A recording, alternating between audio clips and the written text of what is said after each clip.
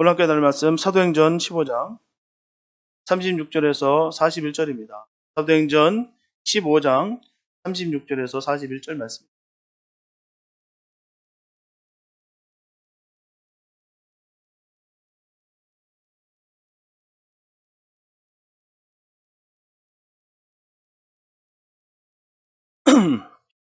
사도행전 15장 36절에서 41절 말씀입니다. 주님에게 한 말씀 봉독해 올립니다. 수일 후에 바울이 바나바더러 말하되 우리가 주의 말씀을 전한 각 성으로 다시 가서 형제들이 어떠한가 방문하자 하니 바나바는 마가라는 요한도 데리고 가고자 하나 바울은 밤빌리아에서 자기들을 떠나 한 가지로 일하러 가지 아니한 자를 데리고 가는 것이 옳지 않다 하여 서로 심히 다투어 피차 갈라서니 바나바는 마가를 데리고 배 타고 구부로로 가고 바울은 신라를 택한 후에 형제들에게 주의 은혜의 부탁함을 받고 떠나 수리아와 길리기아로 다녀가며 교회들을 굳게 하니라. 예. 흔히들 우리는 싸움 구경, 불구경이 세상에서 가장 제일 재미있다라고 말들 합니다. 어떠세요? 정말 믿으십니까? 싸움 구경, 불구경. 사실 싸움 구경이라든지 불구경은 당사자들 입장에서는 최악의 상황들입니다. 그러나 그것을 보는 입장에서는 자신과 전혀 상관없는 일이기 때문에 무슨 일이 벌어져도 책임을 지지 않기 때문에 그런 말들을 할 수가 있습니다. 분명히 싸움은 일어나서는 안 됩니다. 어떤 이유에서든지 혹은 누가 잘못했든 간에 일단 싸움을 시작하면 양쪽 모두가 어쩔 수 없이 상처를 입기 때문이에요. 나는 안 다치면서 상대방만 다치게 하는 방법은 결코 없습니다. 그런 일은 없어요. 서로 다치게 돼 있어요.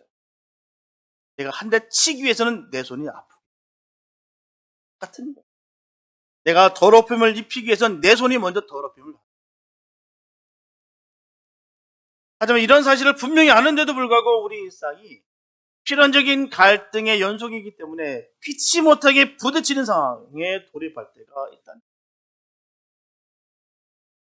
신학자인 메인 맥 교수는 그에 져서 분노와 스트레스, 하나님의 방법으로 다스리기 위해서 감정을 조절하는 가장 좋은 방법은 가장 지혜로우신 하나님에게 조언을 구하는 것이다 라면서 분노와 스트레스 조절을 위한 성경적 해결책을 분명히 제시하고 있습니다. 그에 따르면 분노는 성경이 주의하라고 가르치는 감정 중 하나입니다. 여러의 감정이 있어요. 사람은 여러의 감정을 가지고 있어요. 그 중에서도 가장 주의할 것이 바로 이 분노라고. 잠언서 27장 4절에 분명히 전합니다. 분노는 잔인하고 진노는 범 넘어는 물과 같다. 야고보서 1장 20절에서 보게 되면 노하는 사람은 하나님의 의를 이루지 못한다라고 분명히 말씀하고, 또 분노 감정의 본색은 파괴자로서 갖가지 파괴적인 상황을 삶 속에 초래한다라고 말하고 있습니다. 또 많은 경우 분노는 이기심 때문에 일어난다고 하면서 창세기에서 가인이 아벨을 죽인 배경의 근저에는 자신의 재물을 하나님이 받지 않은 상황에만 몰두한 그 가인의 그 이기심이 있었다라고 분명히 말하는 것입니다. 그렇다면 분노가 죄일까요? 너 죄입니까? 분명한 것은 항상 죄인 것은 아니에요. 보통 의분으로 불리는 성경이 인정하는 분노의 유형이 분명하게 하나님도 진노하십니다. 하나님 진노 안 하시는 거 아니에요. 하나님도 진노하세요. 시편 7편 11절에 보면 하나님은 의로우신 재판장이시며 매일 분노하시는 하나님이시로다. 그리고 성도들도 분을 내야 하는 경우가 분명히 있습니다. 에베소서 4장 26절에 보면 분을 내어도 죄를 짓지 말며 해가 지도록 분을 품지 말라고 분명히 전하고 있습니다. 이 점 전혀 분을 내지 말라고 하지 않았습니다. 만약에 그렇다고 한다면 성경에서 그렇게 전해주셨을 거예요. 절대로 성도는 분을 내지 말라라고 했어요. 그러나 분을 내어도 죄를 짓지 말라고 했고 분을 하루가 지나도록 품지 말라고 했다는 것입니다. 잘 푸는 것이 중요하다는 것을 말씀하고 있는, 우리가 알아야 되는 것은 신약 성경에는 분노로 번역되는 두 개의 헬라어 단어가 나옵니다. 하나는 열정, 에너지를 의미하고요. 또 다른 하나는 끌어오르다라는 의미를 가지고 있습니다. 그렇기 때문에 성경적인 분노는 문제 해결에 도움이 되는 하나님의 에너지입니다. 그래서 잠시 멈춰서서 분노의 이유를 가늠해 보는 것이 너무나도 중요하다는 거예요. 만약 분노가 하나님과 하나님 진리를 위한 것이 아니라 자기 자신만을 위한 그 이기심에서 비롯된 것이라 한다면, 그렇게 판단되면 더 큰 죄로 이어지지 아니하도록 분노의 감정을 철저히 올감해야 되는 것입니다. 그리고 하나님 앞에 나아가 진심으로 죄의 용서를 구하는 기도를 드리고 이기심에서 벗어나야 된다는 것입니다.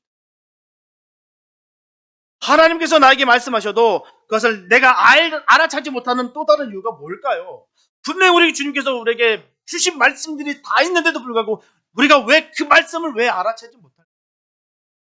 그 이유는 잠시 걸음을 멈추고 내 생각이 하나님의 생각과 일치하는지 점검하지 않기 때문입니다. 그런 점검도 없이 내가 원하는 대로, 내가 마음 먹은 대로 하기 때문에 문제가 발생되는 거예요. 하나님의 생각과 내 생각이 일치하는 사고 공유 상태가 되면 그 증거로 내 안에 내적 평화, 즉 샬롬이 임하는 거예요. 평강이 찾아오는 것입니다.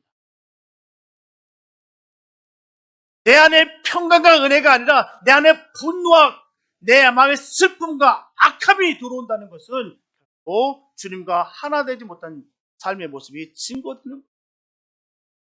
불평불만이 터져나오고 위험과 시기, 질투가 터져나오는 것은 하나님과 사고 공유 그 상태가 아니라는 뜻입니다.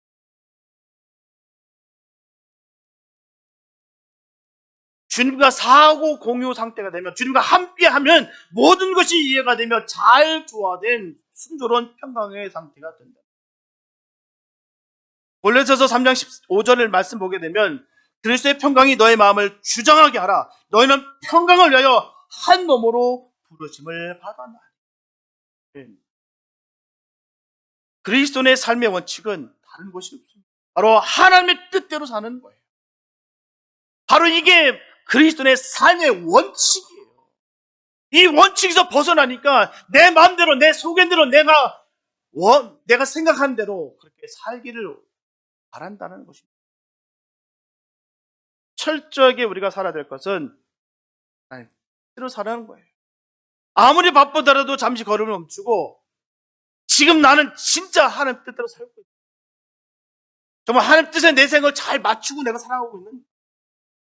진정 하나님 임재 가운데 내가 살아가고 있는가? 우리가 질문을 던져볼 필요가 있습니다. 난 정말 그렇게 살아가고 있다.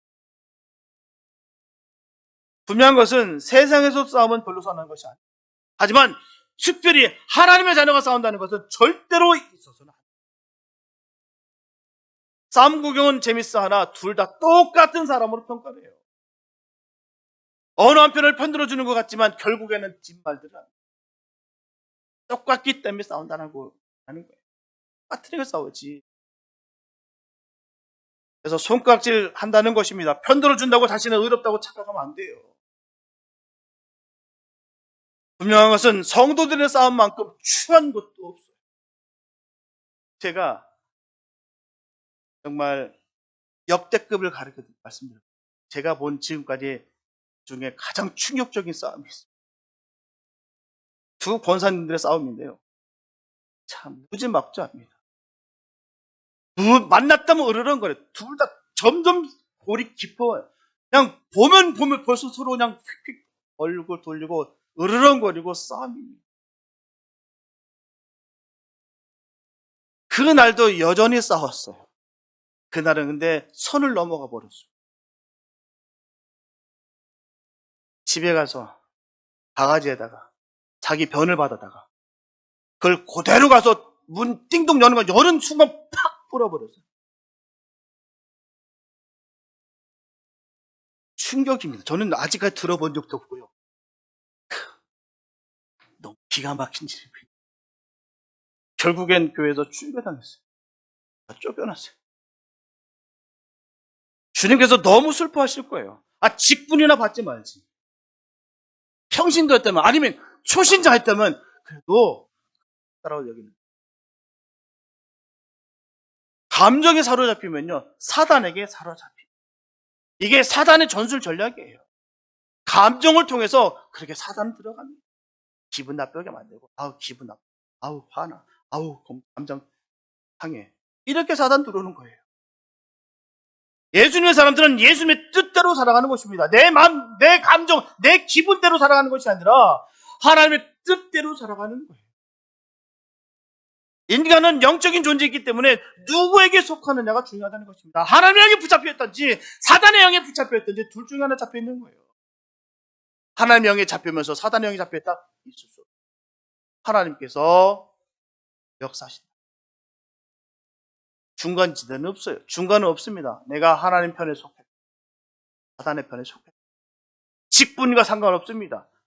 목사일지라도 사단의 도구가 될 수 있다는 거예요. 감정에 속하면 저 여러분도 다를 거 없습니다. 그렇게 사단에 쏟게 되면, 내가 감정에 그렇게 점점 악하게 되면 똥바가지 사건 똑같이 있습니다. 다시 말씀드리지만 성도는 절대로 싸워서는 안 돼요. 감정에 휩쓸려 싸워서는 결단코 안 됩니다. 구원과 연결되는 영적인 부분이 아닌 이상 성도는 양보해야 돼요. 손해보셔야 됩니다. 그렇지 않고 내 감정, 내 자존심을 자꾸 세다 보니까 그 자꾸 주님께서 원하시지 않는 바를 자꾸 우리가 행한다는 거예요.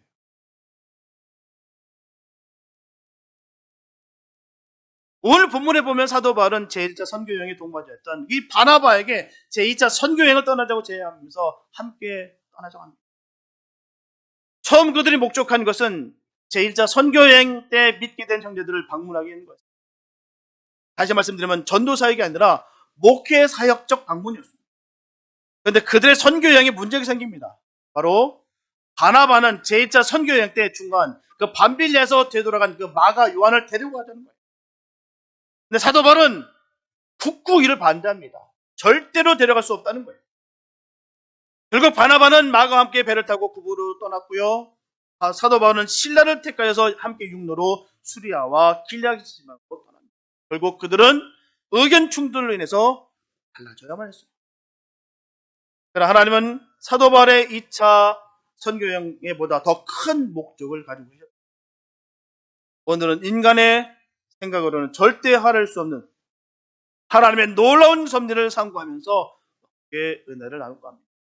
첫째, 선교여행은 동기와 목적이 명확해요. 사도 바울이 제2차 선교여행을 떠나려고 한 동기는 안디옥 교회에게 제기된 바로 할례 문제로 예루살렘 교회에서 처음으로 총회가 열리게 됩니다. 그리고 여기에서 그의 1차 선교여행에 대한 보고가 채택돼서 이방인 교회가 이제 정치적으로 또한 교리적으로 총회의 공식적인 인정을 받았어요. 그렇기 때문에 이를 알릴 뿐만 아니라 그 씨를 뿌렸던 그 교회를 잘 잘하고 있는지 또 가꾸기 위한 그 마음으로, 그 목적으로, 그 목회적 배려로 그들이 여행을 준비했다는 사실입니다. 당시 육로 선박을 이용하는 선교여행은 험난한 고생길입니다. 하는 거 아니에요.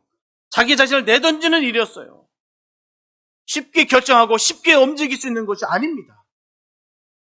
오늘날도 길을 나선다는 것은요, 불편한 거예요. 누구네 우리 말씀 전하지 않습니까? 집 떠나면 고생. 집 떠난 것 자체가 고생스럽습니다.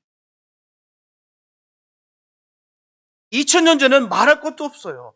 오늘날도 선교를 가기 위해서는 얼마나 많은 일들이 있어야 되는데요. 준비하는 그 과정들도 또한 그 선교지가 좋은 도시가 아니라 보통 낙후된 나라, 분명 못 사는 곳이기 때문에 비행기 편도 별로 없어요. 몇 군데를 거쳐서 간신히 가야 되는 그곳이 선교지입니다. 그래서 많게는 며칠이 걸릴 수도 있는 것이 선교의 길이에요. 지금도 불편하고 힘듭니다. 그런데 이때는 2000년 전에는 얼마나 힘들었어요. 쉽게 결정하고 쉽게 움직일 수 있는 곳이 아닙니다. 그럼에도 불구하고 바울이 안디옥에서 마땅히 누릴 수 있는 그 권리와 기득권을 자발적으로 포기하고 2차 전도여행을 나섰게 됐던 것은 주체할 수 없는 주님의 은혜를 받았기 때문이에요. 그 은혜를 받았기 때문에 자기의 권리와 기득권을 포기한 거예요. 그는 어떤 사람이었습니까? 사도 바울이라는 사람은 교회를 짓밟는 폭도였어요. 잔인 극악 묻었던 사람입니다. 예수 믿는 자들을 잡아다가 죽이고 옥에 가두고 배교시켰던 자가 바로 이 사도 바울이에요. 그렇던 그에게 구원해 주신 하나님의 뜻을 그가 알았다는 것입니다. 그 뜻은 바로 자기 홀로 하나님 나라를 누리려 하심이 아니라 자신을 통로로 삼아서 한 사람이라도 더 많은 사람에게 하나님 나라가 전해지게 하겠다는 것을 그가 알았다. 그래서 이 사실을 너무너무 잘 알았기 때문에 그가 선교를 떠났다. 자기의 권리와 기득권 모든 것을 다 포기하고 말입니다. 본문 36절에 보면 수일 후에 바울이 바나바더러 말하되 우리가 주의 말씀을 전한 각 성으로 다시 가서 형제들이 어떠한가 방문하자 하니, 이렇게 중생한 생명은 어린이와 같이 연약한 생명이에요. 갓 복음 임한 분들이 이미 강할 리가 얼마나 약하다는 것이죠. 체험에서도 분명 약합니다. 그러므로 그들은 하나님의 말씀과 성령의 도움 없이는 성장할 수가 없다는 거예요. 그들을 장과 같은 신앙으로 성장시켜야 할 의무를 느끼는 그 사도 바울은 이에 따른 상당한 고난을 감수했지만 개의치 아니하고 전도 여행을 떠나는 거예요. 그럼 선교는 무엇일까요? 우리가 알고 있는 선교를 칭하는 미션이라는 이 단어는 바로 라틴어에서 사용된 말입니다. 그래서 파견, 사명, 위임이란 뜻을 가졌어요. 이것을 정치적으로 정부가 외교관을 보낼 때 사용하는 단어였어요. 그래서 정치적인 업무 수행을 위해서 특수한 인물을 주어 보내는 것을 뜻합니다. 종교적으로는 사명과 위임을 주어 보내는 뜻이에요. 그래서 선교사는 교회가 복음의 확장을 위해서 사명을 위임받아 보냄을 받은 자라는 거예요. 그래서 선교는 천국의 기쁨을 맛본 사람이 도저히 이 귀한 이 기쁨을 자신만 누릴 것이 아니라 더 많은 사람이 그 은혜를 누려야 된다는 그 간절한 마음을 품고 하는 것이 선교. 나만 누릴 것이 아니라 저 잃어버린 영혼도, 아직 하나님을 만나지 못한 저 영혼도 주님을 만나야 된다는 그 간절한 마음으로 하는 것이 선교라는 거예요. 그렇기 때문에 영혼을 사랑하는 마음으로 하는 것이 가장 중요한 것이 여기는 영혼 사랑이 가장 먼저. 단순히 자신의 욕망을 채우기 위한 수단이 되어서는 안 된다는 것이죠. 잘 훈련이 되어야 문제가 생기지 않습니다. 영혼을 사랑하는 마음. 그 영혼은 어디 있든 간에 그 영혼 다 소중하게 철치게 되는 거예요. 여기 있는 영혼은 하찮고 가치 없고 똥바가니나 뿌릴 만한 그런 존재. 저 못 살고 힘든 저 나라에 있는 영혼들은 너무 귀해요. 잘못된 생각. 영혼은 똑같이 귀한. 똑같이 귀하면 내 손 안에 똥바가지가 아니라 내 손에 복음이 들려있어요. 이게 가장 중요한 거예요. 이제 충격받은 일 중에 하나가 있어요. 선교를 간다는 사람이요. 성경도 읽지 않고 예배도 참석지 않고 시간 되는 대로 허겁지겁하는 모습 보고 제가 충격받았어요. 경악을 금치 못했습니다. 올해 선교 여행을 가려면요, 평소에 힘들어서 나오지 못했던 새벽 예배에 더 참석해야 되고요, 더 말씀에 더 기도에 더 애쓰고 준비해야 되는 것입니다. 선교는 실전이에요. 수많은 변수가 있는 것입니다. 그래서 이런 훈련이 안 되면 그런 선교 여행은 단순히 여행일 뿐입니다. 여행 다녀온 걸 가지고 또한 선교 여행 다녔다고 해서 내가 뻑일 이유. 왜? 마땅히 해야 될 일이기 때문입니다. 성도라고 한다면 한 영혼이라도 거듭내는 것에 생명을 거는 것이 마땅하다는 것이죠. 그게 어찌 자랑할 일이고 그걸 어떻게 뻑일 일입니까? 마땅히 할 일이죠. 자신도 천국 백성으로 천국의 삶을 살아야 되고요. 잃어버린 영혼도 건져서 천국의 삶을 살 수 있도록 해야 된다는 사실이 바로 선교라는. 그렇다면 하나님의 자녀가 이 땅에서 어떻게 구체적으로 천국을 얻고 누리며 살 수가 있을까요?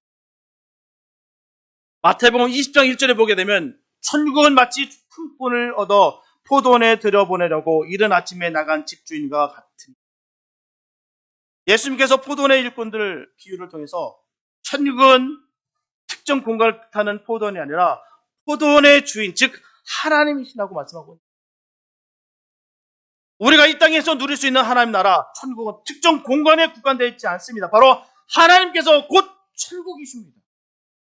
하나님께서 계시는 곳이면 그곳이 어디든 간에 그곳이 천국이에요.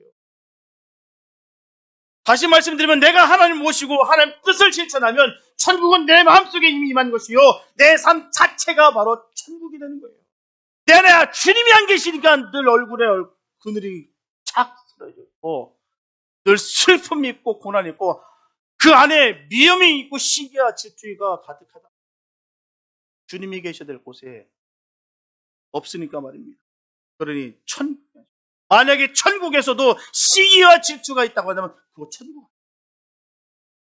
천국은 그런 것이 없는 거예요. 눈에 말씀드리지만 우리가 천국에 입성하기 전부터 우리가 천국의 삶을 살 뿐만 아니라 지금부터 천국에 없을 만한 것들을 제거하며 살아가는 시기와 미움과 질투와 다툼은 분노는 제거하며 살아가야 될 분인 것입니다. 천국은 그런 거 없어요. 주님과 함께하면 그런 거 없습니다. 그래서 주님은 포도원의 품꾼들을 비롯해서 우리가 이 땅에서 천국을 누리기 위해서 실천해야 될 하나님의 뜻을 설명하셨습니다. 포도원 주인이 이른 아침에 만난 품꾼들을 하루 한 데나리온 품삯의 조건으로 다시 자기 포도원에서 일하게 했어요. 그래서 아침 9시, 낮 12시와 오후 3시, 그리고 오후 5시에 와서 일하게 됐습니다. 사실 오후 5시는 포도원 일을 파하기 1시간 전이었어요. 마침내 하루를 파하고 품삯을 계산할 시간이 되었습니다. 포도원 주인은 자신의 청직에게 가장 늦게 일을 시작한 품꾼들, 오후 5시부터 한 1시간밖에 일하지 않은 그 품꾼들에게 하루분 임금에 해당하는 그 한 데나리온씩을 지불하게 했어요. 이에 그들보다 더 많은 시간 일한 그 나머지 품꾼들은 그 마음속에 기대를 합니다. 저 사람 1시간밖에 일하지 않았는데 나는 더 많은 것을 주겠지. 그러나 포도원의 주인의 계산은 그들과 기대와 전혀 달랐어요. 포도원 주인은 나머지 품꾼들에게도 똑같이 일률적으로 한 데나리온씩을 지불합니다. 그래서 먼저 와서 일한 사람들의 원망이 터졌어요. 억울하다는 것이죠. 나는 하루 종일 일했는데 어떻게 저 사람들과 똑같이 한 데나리온 받죠? 언뜻 일리가 있어 보이는 원망입니다. 그러나 포도원 주인의 계산은 정확했어요. 마태복음 20장 13절에서 15절 말씀 보게 되면 친구요, 내가 내게 잘못한 것이 없노라. 네가 나와 한 데나리온의 약속을 하지 않았느냐? 내 것이나 가져가라. 나중은 이 사람에게 너와 같이 주는 것이 내 뜻이니라. 내 것을 가지고 내 뜻대로 할 것이 아니냐? 내가 선함으로 내가 이게 하나님 뜻입니다. 내가 잘못한 거 있어? 내가 분명히 너랑 약속한 거 한 데나리온이잖아. 뭐가 달라? 똑같이 줬는데 내 것이나 가지고 가. 이 사람에게 너와 같이 주는 것이 내 뜻이야. 내 마음이야. 내 것을 가지고 내 뜻대로 하는데 왜 악하게 보여? 난 선한데. 나 거룩한 하나님을 나를 악하게 생각하는 거야? 라고 묻는. 그래서 오후 5시부터 고작 1시간밖에 일하지 않은 품꾼들에게도 한 데나리온씩 준 것은 포도원 주인의 뜻으로 인함이었어요. 이렇게 예수님께서 말씀하신 이 이야기 속의 포도원 주인, 즉 하나님의 뜻은 당신의 자녀들이 동일하게 일용할 양식을 먹게 하시는 것이었다는 것입니다. 모든 자들에게 구원을 베푸시기 원하시는 거고요. 모든 영혼이 다 귀하다는 거예요. 이 영혼만 귀하고 저 영혼 악하고 저 영혼 하찮하고 이 영혼 귀하고 아닙니다. 모든 영혼이 귀하고 하나님 보시기에 다 귀하다는 거예요. 모든 영혼들이 다 천국 가기를 원하십니다. 니들이 하찮게 보는 저 한 시간밖에 일한 영혼을 난 너무 사랑한다. 네 것이나 받고 가. 내 뜻이야. 내가 악하냐? 사랑을 또 구원을 베푸는 내가 악하냐? 천국을 주는 내가 악하냐?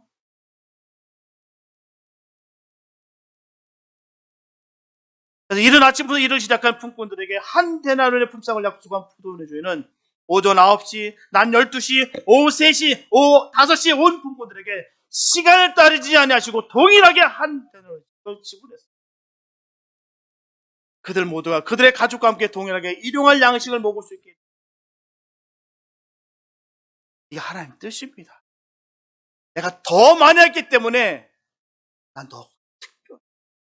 난 대단해. 아니, 하나님 보시기에 똑같이 귀한 거예요. 우리는요, 천국에 가는 것이 목적입니다. 천국의 한 귀퉁이라도 우리가 감당할 수 있다만 하더라도 감사한 거예요. 더 달라, 내달라, 이만할 수 있는 입장이 아닙니다. 내가 더 많이 했기 때문에, 내가 생명 바쳤기 때문에 하나님도 더 달라고 말할 수 있는 것이 아니에요. 내 것이니라, 네 것이나 가지고 가라. 이게 주님의 뜻이라는 것이죠. 우리들 삶 가운데 얼마나 그 원망이 많습니까? 또 내가 더 영적으로 내가 더 우월하다고 만끽 누릴 때가 얼마나 많습니까? 하나님 절대 그걸 말씀하지 않는다는 거예요.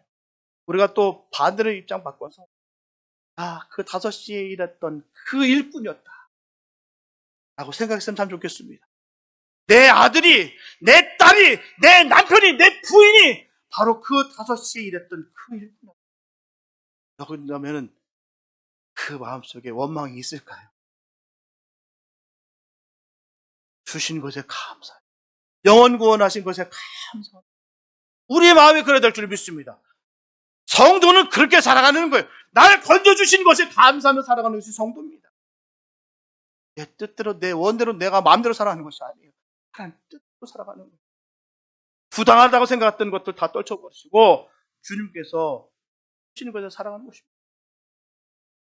원망하고 불평하는 사람은 절대로 주님의 마음을 아는 사람이야. 주님의 마음을 아는 사람들은요, 원망하고 불평할 수 없어요. 주님의 마음을 깨닫는 사람들은요, 기쁨과 소망이 넘칩니다. 여기 있는 거예요. 마태복음 20장 16절에 보면 이와 같이 나중된 자로 먼저 되고 먼저 된 자로 나중되리라. 하나님의 자녀는 자신의 기득권이나 권리를 주장하는 사람이 아닙니다.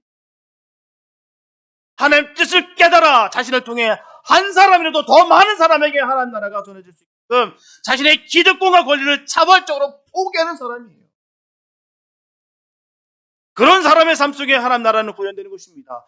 그런 사람의 삶을 통해 이 땅에 하나님의 나라가 확장되는 거예요.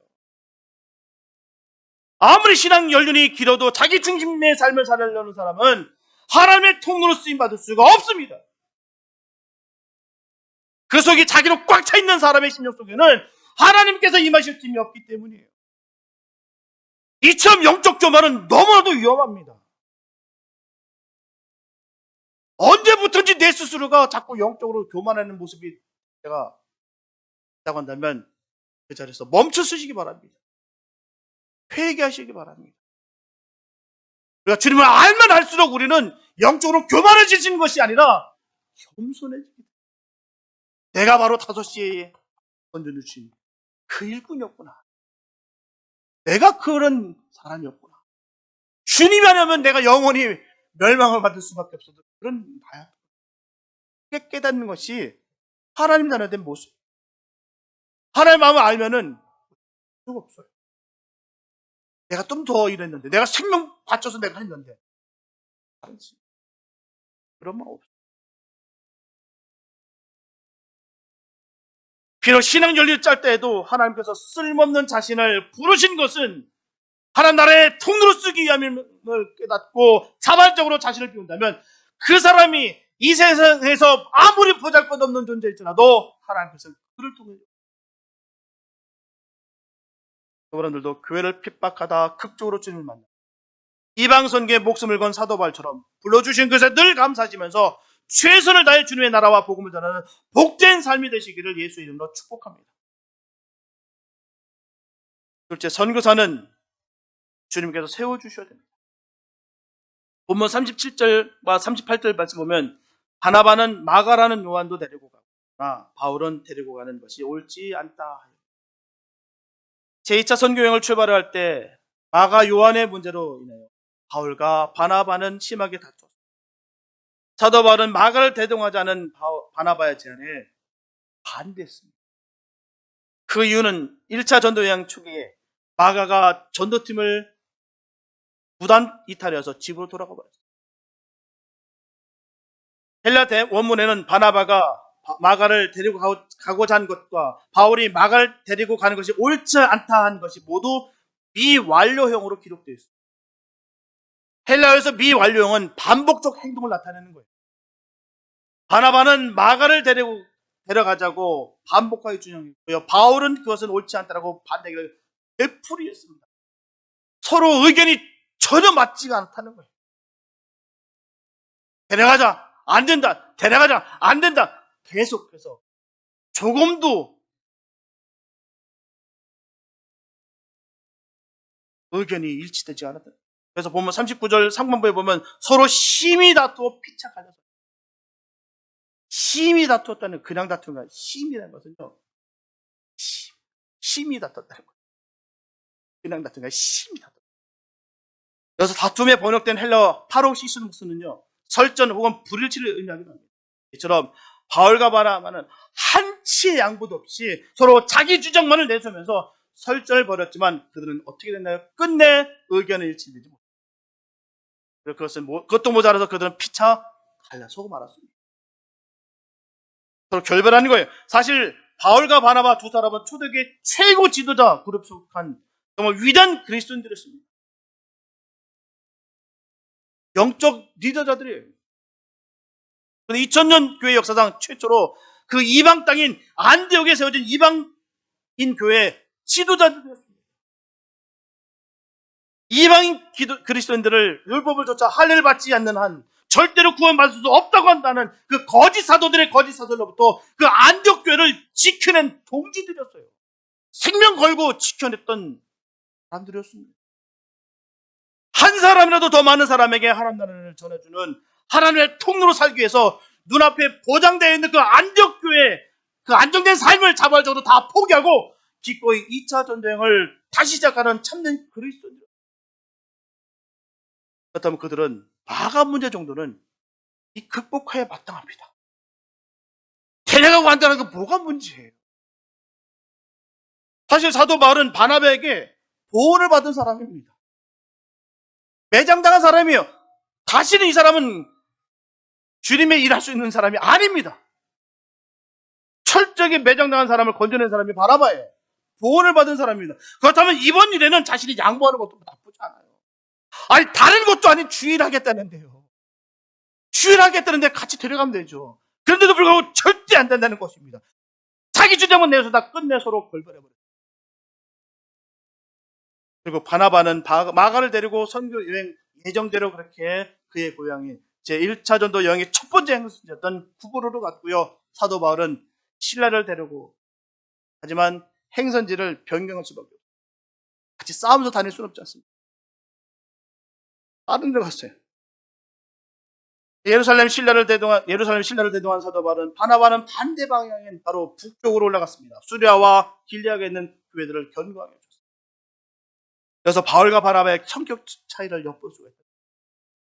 바나바는 마가가 그의 생질이었던 점과 그의 성품상 반대성 때문에 인정에 치우친 감이 있었고요. 사도 바울은 인정보다는 선교 사역의 효과에 더 관심이 있었다는 거예요. 우리 주변에도 주일할 때 보면 이런 일들로 인해서 의견이 어떤 분은 원리 원칙이 강한 분이 있어요. 반면에 행정 절차를 다 무시하는 라고 그게 강행하는 사람도 있어요. 이건 좋고 나쁨이 아니에요. 다름입니다. 다른 거예요. 이처럼 사역의 모습을 통해서 바울과 바나바의 성품이 모든 일에 합력할 선을 이루신 하나님께서는 이러한 바울과 바나바의 결별로 인해서 선교 계획이 무산된 것이 아니었다. 없어지게 하지 않으셨다는 거예요. 오히려 선교팀을 두 팀으로 나누게 하셨습니다. 바나바를 따라 사도 바울을 떠난 마가는 그 이후에 어떤 일이 벌어집니까? 마가복음을 기록하게 되었고 베드로 사도의 통역을 맡았어요. 그리고 사도 바울과 다시 합류하여서 사도 바울의 좋은 동역자가 된 것을 보게 되면 그리스도 안에서의 그들의 관계는 공고했음을 알 수가 있습니다. 진실하게 주님 사랑하는 마음이 있으면 주님은 언제나 선하게. 그래서 주님의 일은 우리가 알 수가 없습니다. 우리가 자꾸 가늠하고 우리가 예측하려고 해요. 지금 보여지는 것을 통해서 다라고 생각할 때가 얼마나 많은지 모릅니다. 주님의 일을 알 수가 없어요. 당장은 모든 일이 끝장나고 무너지는 것 같아 보이지만 결국에는 주님의 뜻이 이루어지게 되어 있다는 사실입니다. 자꾸 여기에 속는 거예요. 뭐지? 왜 이러지? 다 끝장난 것 같아. 다 부서지는 것 같아. 아닙니다. 주님은 선하게 역사하세요. 그래서 저와 여러분들은 지금 당장의 일들을 너무 심각하게 경솔한 판단을 버리시고 오직 주님께서 가장 선한 방법으로 일하실 것을 믿으시면서 감사하며 믿음으로 행진해야 될 줄 믿습니다. 주님은 선하십니다. 믿으십니까? 주님은 선하세요. 선하신 주님께 아름답게 열매 맺게 할 것입니다. 은혜를 더하실 것이에요. 저는 이 말씀을 믿습니다. 그래서 신실하신 그 주님께서 신실하게 역사하실 것을 믿으시고 늘 승리하게 되시기를 예수님 이름으로 축복합니다. 진짜 복음은 주님의 계획하심으로 나아가야 됩니다. 보면 40절과 41절을 보면 바울은 신라를 택한 후에 수리아와 길앗으로 다녀가며 교회들을 굳게 하느라. 수리아 땅에서 길앗 땅 서쪽으로 진출하기 위해서는 반드시 넘어야 할 산이 있어요. 바로 아마누스 산맥입니다. 이 아마누스 산맥은 보통 험한 곳이 아니에요. 산도 높고요. 너무너무 험한 곳이 바로 이 아마누스 산맥입니다. 이렇게 힘들게 산을 넘어서 사도 바울이 신라를 대동하고 2차 선교행을 떠나는 것은 그의 선교의 결과로 자라가는 교회들을 돌보기 위해서 그 산맥을 넘어온 거예요.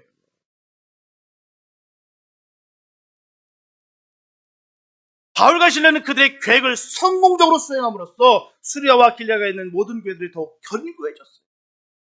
왜요? 선한 마음이 있었기 때문이죠. 자기의 욕망과 야망과 욕심을 위해서 그 산맥을 넘은 것이 아니라 그 영혼을 사랑하는 마음으로 그 산맥을 주님과 함께 넘었기 때문에 그곳이 더 견고해질 수가 있었어요.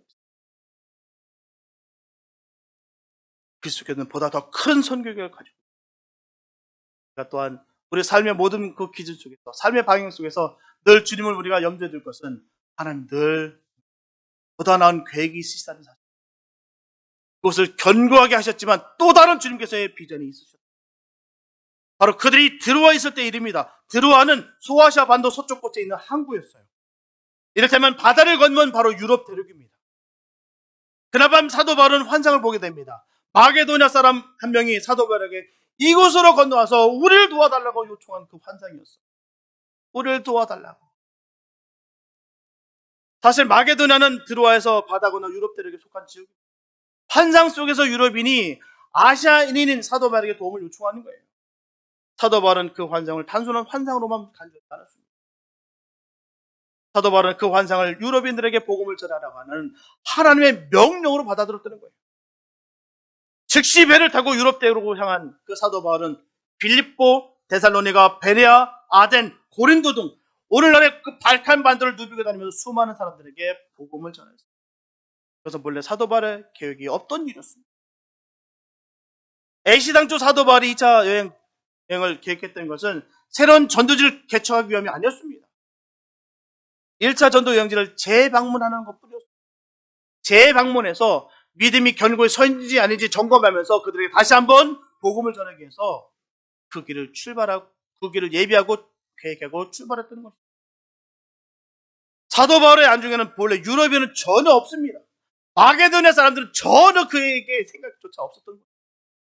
소아시아 대륙에 속해 있는 로마 제국의 영토만도 광대했기 때문입니다. 이 소아시아 지역만 해도 엄청나게 많아요. 그리고 이 사역들이 안 됐느냐? 아니요. 잘 되고 있었어요. 사역이 점점 잘 풀리고 있었어요.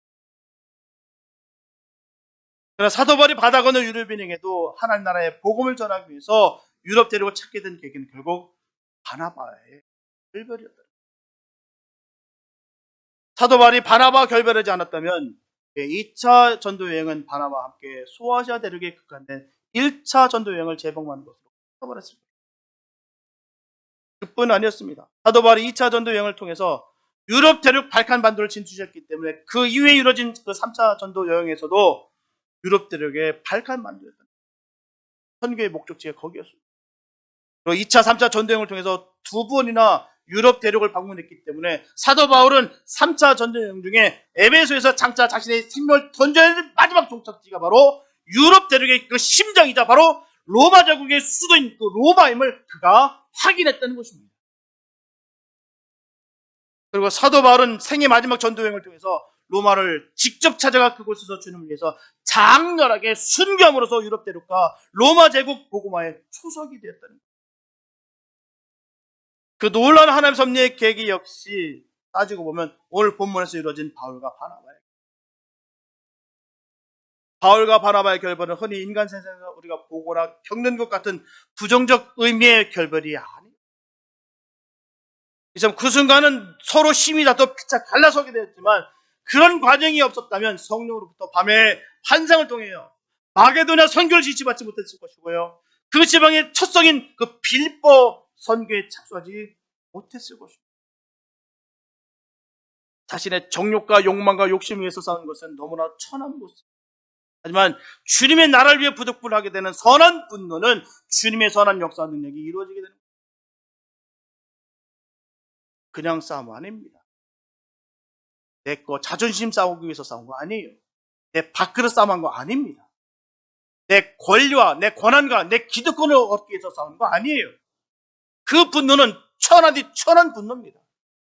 그러나 이 모든 것을 다 내려놓고 주님의 나라를 위해서 부득불하게 되는 이 선한 분노는 주님의 선한 능력과 역사가 나타난다는 것이에요. 그러므로 바울과 바나바의 결별 사건은 예수 그리스도의 복음이 소아시아에서 유럽 대륙으로 전파되는 역사적인 순간. 그래서 선교 역사상 영원히 기념할 획기적인 사건입니다. 유럽의 역사와 전통과 도덕과 문화를 바꿔놓은 운명적인 날이었습니다. 기독교는 바야흐로 전 세계를 변화시키기 시작한 것입니다. 사도 바울의 제2차 선교 여행은 이런 의미를 가진 사랑하는 여러분, 디모데후서 4장 7절과 8절에 보면 내가 선한 싸움을 싸우고 나의 달려갈 길을 마치고 믿음을 지켰으니 이제 후로는 나를 위하여 의의 면류관이 예비되었으므로 주 곧 의로우신 재판장이 그날에 내게 주실 것이니 내게만 아니라 주의 나타나심을 사모하는 모든 자에게니라. 사도 바울이 깨달은 거예요. 아, 하나님의 마음이 이런 거였구나. 하나님의 마음이 이런 거였구나. 바로 내게만 아니라 주의 나타나심을 사모하는 모든 자에게. 사도 바울은 하나님 앞에 서는 날 하나님으로부터 의의 면류관을 받게 될 것을 확신했어요. 그러나 사도 바울은 자신이 누구보다 많은 일을 하였기 때문에 자기 홀로 의의 면류관을 받을 것이라고 말하지 않습니다. 사도 바울은 주님의 나타나심을 사모하는 모든 사람, 즉 주님의 재림과 심판을 믿고 주님을 믿는 모든 사람들이 자신과 동일하게 의의 면류관을 받게 될 것이다 전하는 거예요. 이게 하나님의 마음입니다. 주님이 많고만한 거 붙여놓고 싸움 붙여놓고 이거라 그럴 하나님 아니에요. 다 주기 원하세요. 다 주기 원하셨으니까 독생자 아들을 우리에게 주시니까 사랑하셨다는 거예요. 우리 하나님을 우리의 생각으로, 우리의 낮은 마음으로 하지 마시고, 주님은 애로가시고 그 사랑이 끝이 없으신 분이십니다. 모반한 애들 싸워가지고 그렇게 싸움 붙여서 네가 잘하는 네 컴퓨터 붙여놓고 그렇게 해서 네가 더 1등이다, 너 2등이다, 3등 여기까지 아닙니다. 주님을 사랑하는 모든 자에게 주신다는 사도 바울이 그걸 깨달은 거예요. 우리도 깨닫게 되실 축복합니다. 우리가 마땅히 할 바를 하는 것을 통해서 우리가 자랑하고 우리가 영적으로 교만하지 말고 겸손하고 사랑입니다. 주님은 그런 하나님의 자녀들의 예배를 받으십니다. 그것을 귀하게 여기십니다. 바울과 바나바는 주님의 부르심을 받은 주님의 도구였어요. 여러분들도 주님의 부르심을 받은 주님의 도구들입니다. 절대로 다른 사람과 자신을 비교하면서 상대적인 열등감과 박탈감에 시달리며 살지 마시기 바랍니다. 각자 자기 부르심의 길을 쫓아 자신만의 절대적인 삶을 사는 복된 예수님의 사람들이 되시기 바랍니다. 분명하게 주님의 자녀들의 삶은 주님 안에서 모두 깨고 예외 없이 절대적인 가치를 지닌 것입니다. 그래서 주님의 부르심에 따라 사는 그 한 사람 한 사람을 통해 인간이 상상할 수 없는 그 하나님의 뜻이 이루어지고 그 한 사람 한 사람이 모두 의의 면류관을 받게 될 것입니다. 그 주님의 놀라우신 그 사랑 가운데 거하시고 겸손하게 주님 사랑 늘 충만히 받으시고 그 기쁨과 감격과 샬롬으로 그 평안으로 늘 임하게 되시길 축복합니다. 그러면 저 여러분들 우리가 상상치 못한 하나님의 섭리를 우리 삶으로 온전히 다 이루어드리는 이 시대에 바울과 바나바가 될 수 있게 되시기를 예수님의 이름으로 축원합니다. 감사합니다. 하나님 감사합니다. 아버지, 우리의 부족함들, 우리의 연약함들 하나님 다 아시죠. 철저하게 내려놓게 하여 주시고 하나님 주님만 찬양합니다. 하나님 우리 연약함을 아시는 그 주님께서 가장 선하고 복된 것을 우리를 이끄실 줄 믿습니다. 내 안에 있는 그 담임성, 내 안에 있는 이 교만함, 내 안에 있는 이 천박함을 다 내려놓게 하여 주시고 주님의 마음을 담기 원합니다. 주님을 우리가 함께 하기를 원합니다. 주님, 마지막 의의 면류관을 받기까지 주님을 끝까지 사모하며 그 믿음의 길을 달려갈 수 있는 우리 모두가 되게 하여 철저하게 나를 버리게 하여 주시고 주님으로 가득 채우게 하여 주시고 주의 크신 은혜가 늘 항상 함께 해주실 간절히 믿사옵고 우리를 원하신 예수님의 이름으로 믿습니다.